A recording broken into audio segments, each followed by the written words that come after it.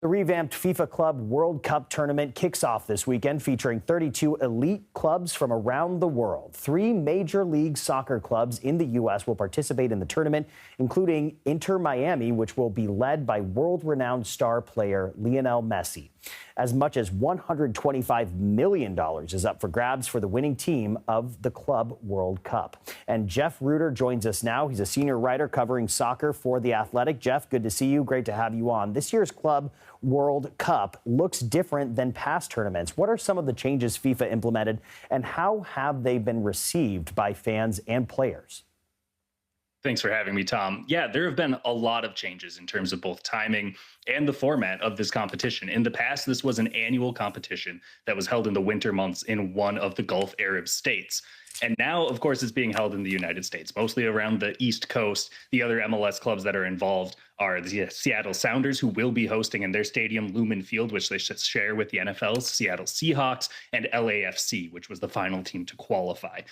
There have been some controversies around this tournament. Originally, this was a 7-team tournament, so that pretty much every continent, aside from Antarctica, would send a team into the arena and their best club that had just won a competition. Now, a lot of these teams have been determined 3 or 4 years in advance and aren't the best teams in the world. Teams like Liverpool and Barcelona, who just won titles this season, will not be taking part in this. And so, of course, these are the teams that maybe neutral fans would be most excited to see play one another, rather than the teams that won in Europe 4 years ago. Otherwise, there is some controversy around the stadiums that they chose. They chose to put this in NFL stadiums, which have about 2 or 3 times the capacity of Major League Soccer's soccer-specific stadiums. And a lot of those are state-of-the-art. They are genuinely world-class arenas with natural grass fields. And instead, you will see grass laid over the top of stadiums that have AstroTurf as their playing surface. So there's some question about the atmosphere that will be formed, with some ticket sales for specific games being worryingly low per the sources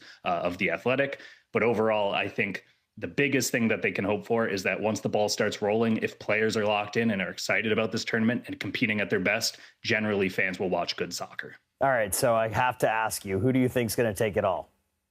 Yeah, I think it's tough to bet against Bayern Munich at this point. Bayern Munich has been one of the best teams in Europe for quite some time. They have won the Bundesliga in Germany all but one season over the last decade, and they're very deep. This is an organization that has also really seen a priority in being prominent within the United States market. They were one of the first clubs to make a point of taking their preseasons there, setting up headquarters in the States, and they believe that this would be a golden opportunity. If you're looking for a team outside of Europe that should be very competitive, I'm looking at Flamengo of Brazil.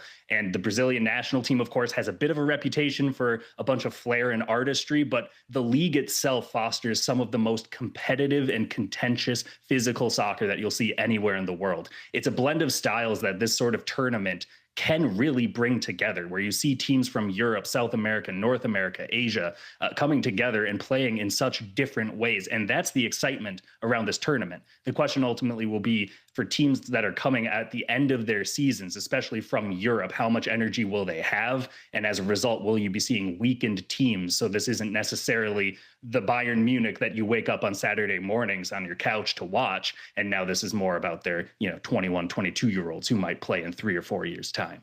All right, Jeff. Well, if I were a betting man, I know where I'd be putting my money, but a gambler, I am not. Thank you for coming on, Jeff Reuter. Appreciate it, my friend.